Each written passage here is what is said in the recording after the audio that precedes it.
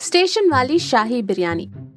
ये कहानी है रामपुर हॉल्ट नाम के एक छोटे से रेलवे स्टेशन की। यहाँ गाड़ियाँ कम रुकती थी और मक्खियाँ ज्यादा उड़ती थी। इसी स्टेशन के प्लेटफॉर्म नंबर 1 पर बिल्लू का एक छोटा सा ढाबा था। बिल्लू का 5 स्टार ढाबा। नाम 5 स्टार था, लेकिन खाना ऐसा कि कुत्ते भी सूंघकर आगे बढ़ जाए। बिल्लू परेशान था। उसका समोसा और कचौरी का धंधा चौपट हो चुका था। कहानी शुरू होती है एक उमस भरी दोपहर से। दोपहर के 2 बज रहे थे। ट्रेन के आने में अभी 3 घंटे बाकी थे। बिल्लू अपनी कढ़ाई के पास उदास बैठा था। पास ही रामू चाय वाला कुल्हड़ धो रहा था। अरे रामू भाई, लगता है अब ये ढाबा बंद करके वापस गांव जाकर खेती करनी पड़ेगी। कल पूरे दिन में सिर्फ 3 समोसे बिके, वो भी उधार में। अरे बिल्लू, तेरे समोसे में आलू कम और हवा ज्यादा होती है। लोग हवा खाने थोड़ी आते हैं स्टेशन पर। कुछ नया बना, कुछ ऐसा जो इस पूरे रूट पर किसी को ना मिले। नया क्या बनाऊं? चिकन मटन बनाने के पैसे नहीं है और पनीर तो सोने के भाव बिक रहा है। मेरे पास बचा क्या है? बस ये 5 किलो गोभी है जो कल मंडी से सस्ती मिली थी। अब इसका क्या अचार डालूं? तभी बिल्लू के दिमाग की बत्ती जली। उसने गोभी के एक बड़े फूल को उठाया और गौर से देखा। रामू, अगर इस गोभी को मैं ऐसे काटूं, फिर बेसन और मसालों में लपेटकर डीप फ्राई कर दूं और फिर बिरयानी वाले चावल में दम लगा दूं, तो वो गोभी चावल कहलाएगा। कौन खाएगा तेरा गोभी चावल? यही तो तू नहीं समझा। हम इसे गोभी बोलेंगे ही नहीं, हम इसे ऐसा नाम देंगे कि लोग नाम सुनकर ही टूट पड़ेंगे। बिल्लू ने तुरंत काम शुरू कर दिया। उसने गोभी को बड़े बड़े टुकड़ों में काटा, एक गुप्त मसाला तैयार किया।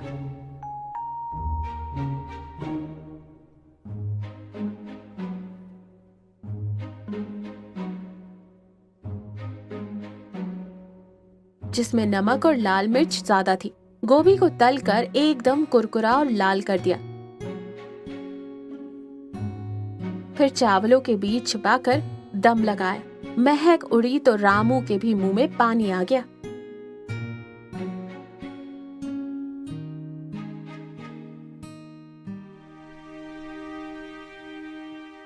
बिल्लू ने एक गत्ते पर कोयले से लिखा, शाही Kashmiri veg leg piece biryani, मात्र 50 रुपए प्लेट।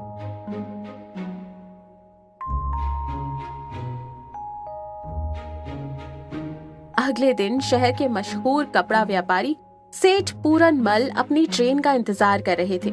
सेठ जी खाने के बेहद शौकीन थे, लेकिन कंजूस इतने कि चाय में से मक्खी निकालकर चाय पी जाते थे।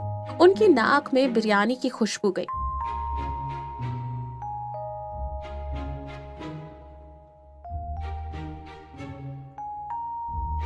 अरे भाई, क्या बना रहे हो? खुशबू तो बड़ी जानदार है। क्या है ये? सेठ जी, ये मामूली खाना नहीं है। ये है शाही Kashmiri veg leg piece biryani. इसमें जो बूटी पड़ी है ना, वो हिमालय की पहाड़ियों में उगने वाला एक खास सफेद कंद है। इसे खाने से घुटनों का दर्द गायब हो जाता है। रामू पीछे मुड़कर हंसी दबाने लगा। अच्छा, 50 रुपए में? चलो एक प्लेट लगाओ, लेकिन अगर स्वाद नहीं आया तो पैसे नहीं दूंगा। बिल्लू ने प्लेट भरकर बिरयानी दी। ऊपर से तली हुई गोभियों का एक बड़ा पीस रखा, जो मसाले से लथपथ होकर बिल्कुल किसी शाही डिश जैसा लग रहा था।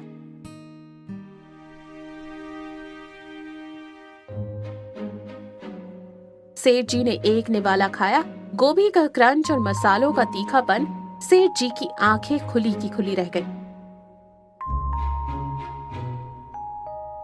अरे वाह, बिल्लू बेटा मान गए। ये तो ना पनीर है ना आलू है, यह तो गजब है। क्या नाम बताया? कश्मीरी कंद? जी सेठ जी, बहुत मुश्किल से मिलता है।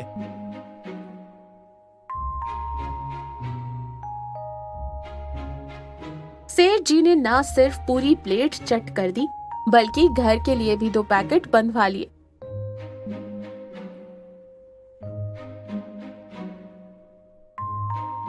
जाते जाते उन्होंने स्टेशन मास्टर को भी बता दिया कि बिल्लू ने कोई अमृत बनाया है। तीसरे दिन तक तो खबर जंगल की तरह फैल गई थी।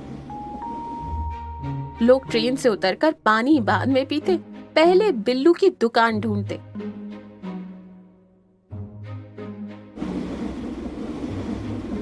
भाई, सुना है वो जो सफेद कंद है वो शरीर में ताकत लाता है। अरे नहीं, मैंने सुना है ये कोई विदेशी सब्जी है जो सिर्फ इसी स्टेशन पर मिलती है। भीड़ इतनी बढ़ गई कि बिल्लू को सांस लेने की भी फुर्सत नहीं थी। रामू अब चाय छोड़कर बिल्लू की मदद कर रहा था।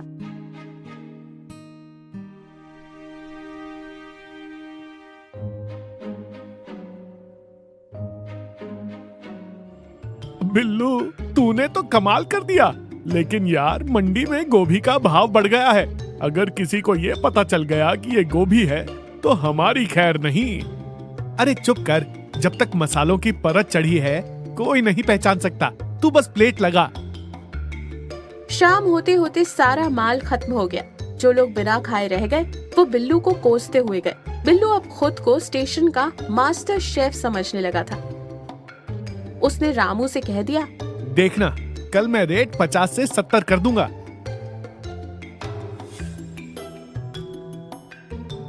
चौथे दिन एक गड़बड़ हो गई। मंडी में गोभी खत्म हो गई। बिल्लू ने जैसे तैसे पड़ोस के गांव से बासी गोभी मंगवाई, लेकिन इस गोभी के फूल थोड़े छोटे थे और सख्त भी। उनमें वो स्वाद नहीं था। दोपहर का 1 बजा था।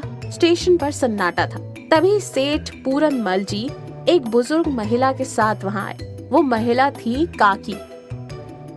काकी के पास रसोई का 50 साल का तजुर्बा था। वो दाल की खुशबू सूंघकर बता देती थी कि नमक कम है या मिर्च। बिल्लू, आज मेरी काकी आई है। इन्हें तुम्हारे उस कश्मीरी कंद का स्वाद चखना है। 2 प्लेट लगाओ, बढ़िया मसालेदार। बिल्लू का दिल धक धक करने लगा। इन छोटे गोभी के टुकड़ों से काकी को कैसे खुश करेगा, लेकिन कोई रास्ता नहीं था। उसने रामू की तरफ देखा। रामू ने इशारा करके कहा, हिम्मत रख, दे दे। बिल्लू ने उन छोटे गोभी के टुकड़ों को मसाले में डुबोया और चावल के नीचे छुपाकर परोस दिया। काकी ने प्लेट हाथ में ली। सेठ जी बड़े चाव से देख रहे थे। खाइए काकी, ये कोई मामूली चीज नहीं है, हिमालय से आती है। काकी ने एक निवाला मुंह में डाला, चबाया। उनके चेहरे के भाव बदल गए। उन्होंने खाना बंद कर दिया। बिल्लू के माथे पर पसीना आ गया। क्या हुआ काकी, मजा आया ना? काकी ने धीरे से अपनी पानी की बोतल उठाई और प्लेट में से उस शाही टुकड़े को हाथ में लिया। सबके सामने उन्होंने उस टुकड़े पर पानी डालकर उसे धोना शुरू कर दिया। मसाला धुल गया, बेसन बह गया और राज खुल गया। एक छोटा सफेद उबला हुआ गोभी का फूल। पूरनमल, यही है तेरा कश्मीरी कंद। सेठ पूरनमल का मुंह खुला का खुला रह गया। रामू धीरे से चाय के ग्लास समेटने लगा।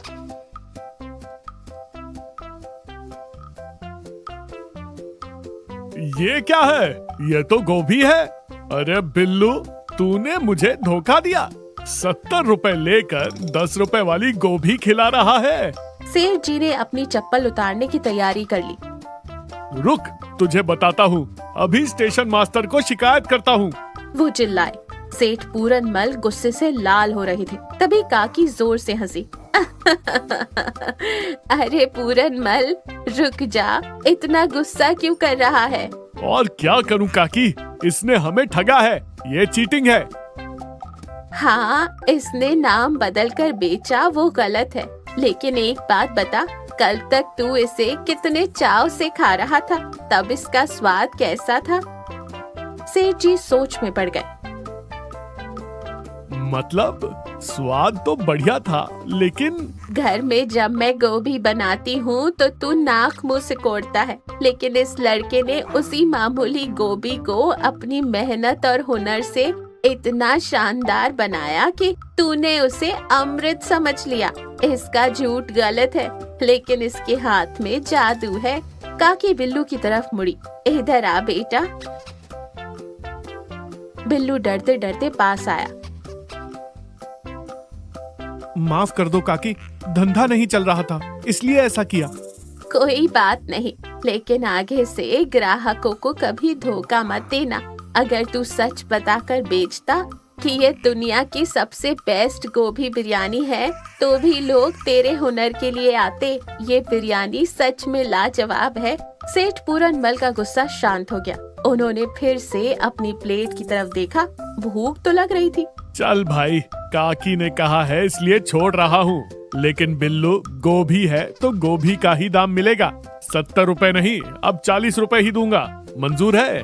बिल्लू ने खुश होकर सिर हिलाया। मंजूर है सेठ जी। जान बची तो लाखों पाए। बिल्लू, तेरी लॉटरी लग गई। सब हंस पड़े। बिल्लू ने तुरंत अपना बोर्ड बदल दिया। बिल्लू की स्पेशल मसाला गोभी दम बिरयानी। हैरानी की बात ये थी कि सच पता चलने के बाद भी सेठ जी का आना कम नहीं हुआ, बल्कि अब तो वो अपने दोस्तों से शान से कहते, हमारे स्टेशन पर एक लड़का है जो गोभी को मटन जैसा बनाता है, खाकर देखो। इस कहानी से ये सीख मिलती है कि हुनर की कद्र होती है। कोई भी चीज मामूली नहीं होती, उसे पेश करने का तरीका उसे खास बनाता है। और झूठ के पाँव नहीं होते, वो कभी न कभी पकड़ा जाता है।